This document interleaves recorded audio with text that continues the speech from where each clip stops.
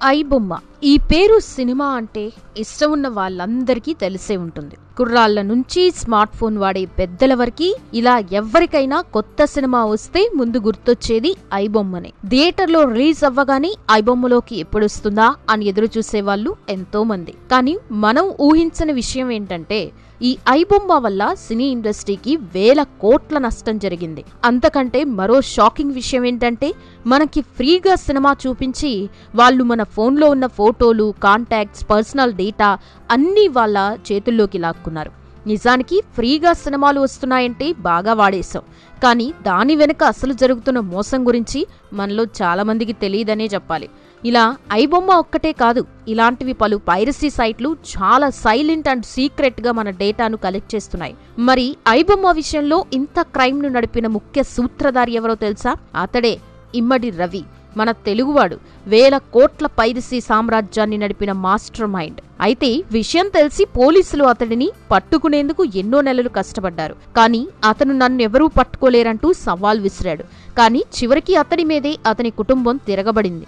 అదేంటంటే అతని భార్యే అతన్ని పట్టించింది అని బయట టాక్. ఆమె మాస్టర్ ప్లాన్ వేసి మరీ అతన్ని పట్టించింది. మరి ఆమె ఎందుకిలా చేసింది? అసలు ఇమ్మడి రవి ఎవరు?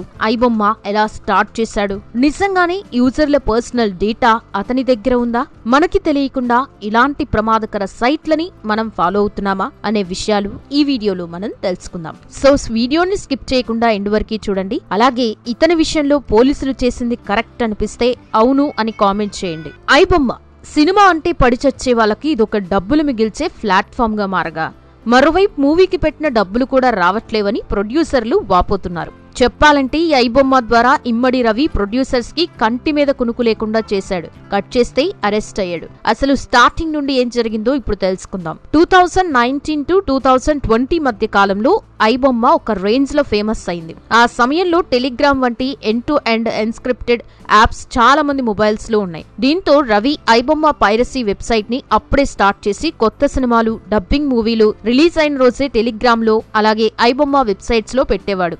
కొన్నిసార్లు కొన్ని మూవీస్ రిలీజ్ కాకముందే ఐబొమ్మలో రిలీజ్ చేసేసేవాడు. నిజానికి ఇతని పైరేటెడ్ వీడియో సింగిల్ ఫోల్డర్ లో ఉండేది. Mobile friendly user inter space ఉండేది, అంటే మొబైల్స్ లో కూడా ఈజీగా డౌన్లోడ్ చేసే విధంగా ఉండేదన్నమాట. అలా ఫైల్ సైజ్ కేవలం 400 నుంచి 700 MB మాత్రమే ఉండేది. కాబట్టి ఈజీగా డౌన్లోడ్ చేసుకుని మూవీస్ ని చూసేవారు. ఇక 2021 వచ్చేసరికి ఈ ఐబొమ్మ గురించి అందరికీ తెలియడంతో ఈ ఐబొమ్మ చాలా ఫేమస్ అయింది. టెలిగ్రామ్ లో అన్ని కొత్త మూవీస్ లింక్స్ వచ్చేసేవి. ముఖ్యంగా సైబరాబాద్ పోలీసులకి దొరకకుండా .com, org, OI ఇలా వేరు డొమైన్స్ నేమ్స్ మార్చుకుంటూ ఐబొమ్మ ఎవ్వరికి దొరకకుండా చేసేవాడు రవి. అంటే ఐబొమ్మ.com ను బ్యాన్ చేస్తే ఐబొమ్మ .in వచ్చేది, .in ను బ్యాన్ చేస్తే OI వచ్చేసేది. అలా వేరు డొమైన్స్ వచ్చేవి. తర్వాత 2022లో ఐబొమ్మ ఇంటర్నేషనల్ లెవెల్కి వెళ్ళింది.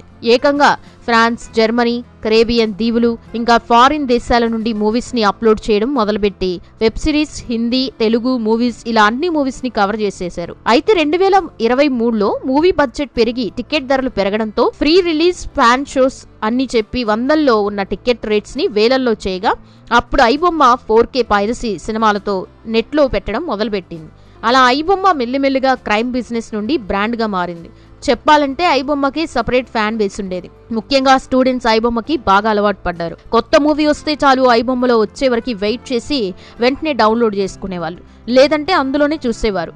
దీని ఎఫెక్ట్ థియేటర్స్, మూవీ ప్రొడ్యూసర్స్ మీద పడడంతో వెంటనే వాళ్ళు రంగంలోకి దిగి ఐబొమ్మ వల్ల తాము వేల కోట్లలో నష్టపోయామని తెలంగాణ సైబర్ పోలీసులకు కంప్లైంట్ ఇచ్చారు. ఇక ఈ ఇష్యూని సీరియస్ గా తీసుకుని దేశవ్యాప్తంగా సైబరాబాద్ పోలీసులు యాక్టివేట్ అయ్యారు. అలా కేసు నమోదు కాగా వెంటనే వీరి యొక్క యాక్షన్ కి కౌంటర్ ఇవ్వడానికి ఐబొమ్మ ద్వారా ఒక అఫీషియల్ లెటర్ అనేది రిలీజ్ అయింది.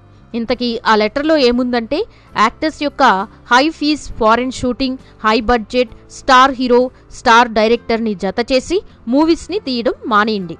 ఇలా మూవీస్ తీస్తే బడ్జెట్ పెరుగుతుంది. దాన్ని జస్టిఫై చేయడానికి ప్రజల్ని కట్టుబానిసల్ని చేసి టికెట్ ప్రైస్ ని పెంచుతున్నాం. ప్రజల జేబుకి చిల్లు పెడుతున్నారు. బడ్జెట్ తగ్గించి తక్కువ టికెట్ రేట్స్ పెడితే అందరూ మూవీస్ థియేటర్లోనే చూస్తారు, పైరసీ వీడియోస్ చేయరు.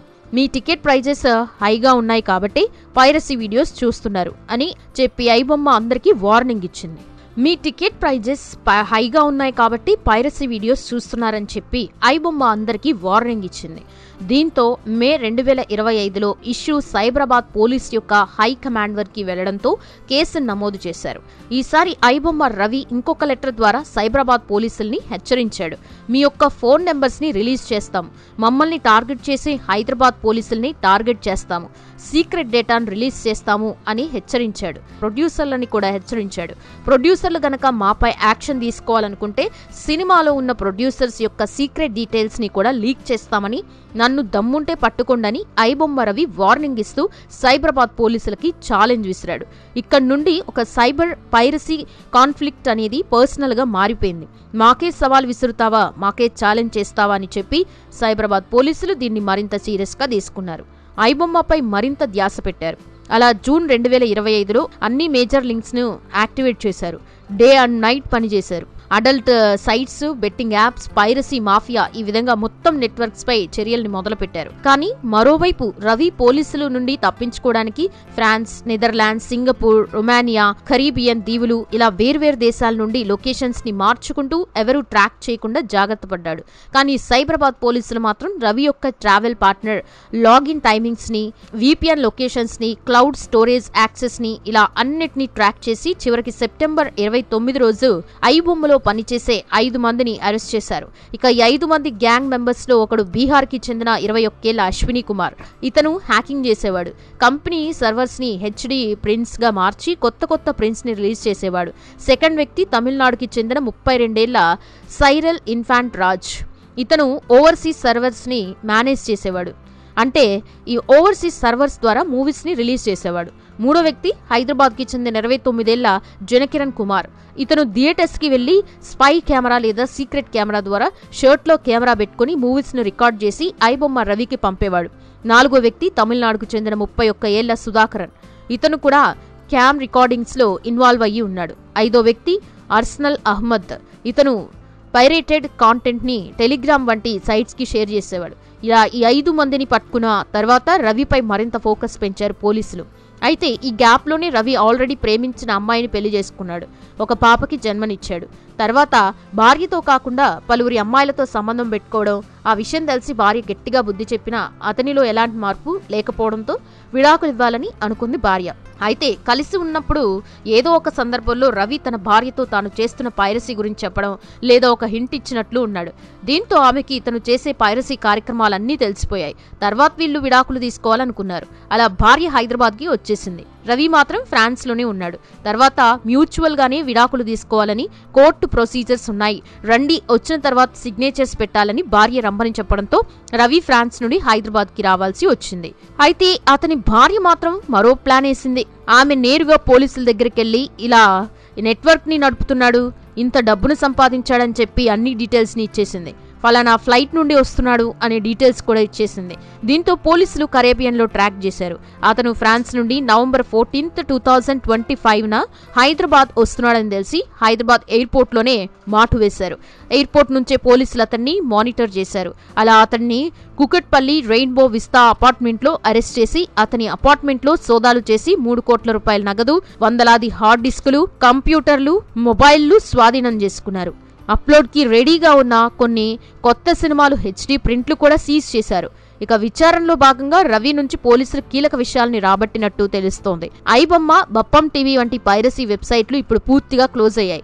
రవి లాగిన్ వివరాలు ఇచ్చేసినందున ఈ సైట్లు ఇప్పుడు పూర్తిగా బ్లాక్ అయ్యాయి. మొత్తం 65 పైరసీ వెబ్సైట్లు క్లోజ్ చేశారు పోలీసులు. ఇక ఇమ్మడి రవి అరెస్టుతో తెలుగు సినీ పరిశ్రమ నిర్మాతలు ఊపిరి పీల్చుకున్నారు. అయితే రవి దగ్గర అందరి డేటా నిజంగా ఉందా అంటే అవుననే చెప్పాలి. పోలీసులు గుర్తించినట్లు అతని దగ్గర కోట్లాది మంది user data, associates list, hacking details అన్నీ ఉన్నాయి. అతడు ఎలాంటి సర్వర్ని అయినా ఈజీగా హ్యాక్ చేయగలిగే టాలెంట్ కలిగి ఉన్నట్టు పోలీసులు తెలిపారు. అలాగే కొత్త సినిమాలు భద్రపరిచే క్లౌడ్ ని సైతం ఇమ్మడి రవి హ్యాక్ చేశాడు. పోలీస్ మూలాల ప్రకారం రవి విచారణలో డిజిటల్ ఫిల్మ్ డిస్ట్రిబ్యూటర్ల హై సెక్యూరిటీ సర్వర్లోకి చొక్కి మూవీలు సీల్డ్ చేసినట్లు ఒప్పుకున్నాడు. మరోవైపు తమ కొడుకు ఇలాంటి మోసం చేస్తున్నాడని తెలిసి అతని తండ్రి ఆశ్చర్యపోయాడు. రవి ఏం చేస్తున్నాడో తమకు నిజంగా తెలియదని, ఏం చేస్తున్నావని అడిగితే టెక్నీషియన్ గా చేస్తున్నాడని అనేవాడని, కానీ ఇప్పటివరకు పైసా సాయం చేయలేదని, ఇప్పుడు జైల్లో ఉంటే కనీసం పడే శిక్ష ద్వారా అయినా మారాలి అని అన్నాడు. అసలు రవి బ్యాక్గ్రౌండ్ ఏంటి, అతను ఇందులోకి ఎలా వచ్చాడనేది ఇప్పుడు మనం చూద్దాం. ఇమ్మడి రవి అసలు పేరు వచ్చేసి ఇమ్మడి రవీంద్ర. ఇతను 1985లో విశాఖపట్నం జిల్లాలోని ఒక చిన్న గ్రామంలో ఓ సాధారణ మధ్యతరగతి కుటుంబంలో జన్మించాడు. రవి తండ్రి పేరు అప్పారావు. ఈయన బిఎస్ఎన్ఎల్ రిటైర్డ్ ఉద్యోగి. తల్లి ఇంట్లోనే ఉండేది. వీళ్ళంతా ఓ చిన్న ఇంట్లో నివసిస్తూ ఉండేవారు. రవి తమ ఊరిలో స్కూలింగ్ కంప్లీట్ చేయగా విశాఖపట్నంలో ఇంటర్ కంప్లీట్ చేసినట్టు తెలిసింది. తర్వాత ముంబై యూనివర్సిటీలో ఎంబీఏ కంప్లీట్ చేశాడు. ఆ తర్వాత టెక్ ఫీల్డ్లో ఇంట్రెస్ట్ ఉండడంతో హైదరాబాద్లో ఈఆర్ ఇన్ఫోటెక్ అనే సాఫ్ట్వేర్ కంపెనీల సీఈఓగా పనిచేశాడు. కానీ అక్కడ అతనికి అంతగా సెట్ అవ్వలేదు. పైగా స్పీడ్ వేలో డబ్బులు సంపాదించుకోవాలనుకున్నాడు. నిజానికి రవికి చిన్నప్పటి నుండి మూవీస్ అంటే బాగా ఇష్టం ఉండేది. సినిమాలు బాగా చూసేవాడు. అలాగే ఏదో ఒకటి కొత్తగా ట్రై చేయాలనే ఆలోచన కూడా అతనిలో ఉండేది. కానీ మధ్యలో చదువులు, జాబ్ అలా మిగతా విషయాలు పెద్దగా పట్టించుకోలేదు. అయితే జాబ్ చేస్తున్న సమయంలో అతనికి ఇంకా స్పీడ్గా డబ్బులు సంపాదించాలని ఇంట్రెస్ట్ పుట్టడంతో 2016 నుంచి 17 మధ్యలో నెదర్లాండ్స్కి వెళ్ళాడు. అక్కడి నుంచే పైరసీ ప్రపంచంలోకి ఎంటర్ అయ్యాడు. క్లౌడ్ ఫ్లేర్, ఓటీటీ ప్లాట్ఫామ్ల సర్వర్లని హ్యాక్ చేసి తెలుగు సినిమాలు, వెబ్ సిరీస్లు స్టీల్ చేశాడు. తర్వాత ఐ బొమ్మని 2017లో లాంచ్ చేశాడు. ఐ అంటే Immadi, Bappam, I win, Bappam TV ఇవన్నీ అతని బ్రాండ్లు.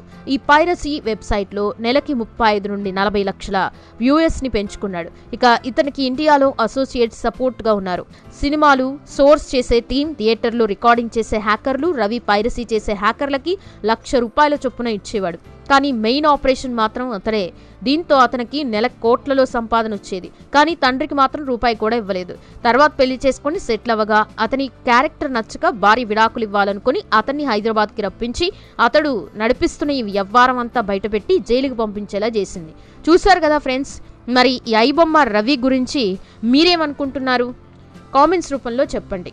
అలాగే వీడియో నచ్చితే లైక్ చేయండి, షేర్ చేయండి, ఛానల్ని సబ్స్క్రైబ్ చేసుకోండి. Thanks for watching this video.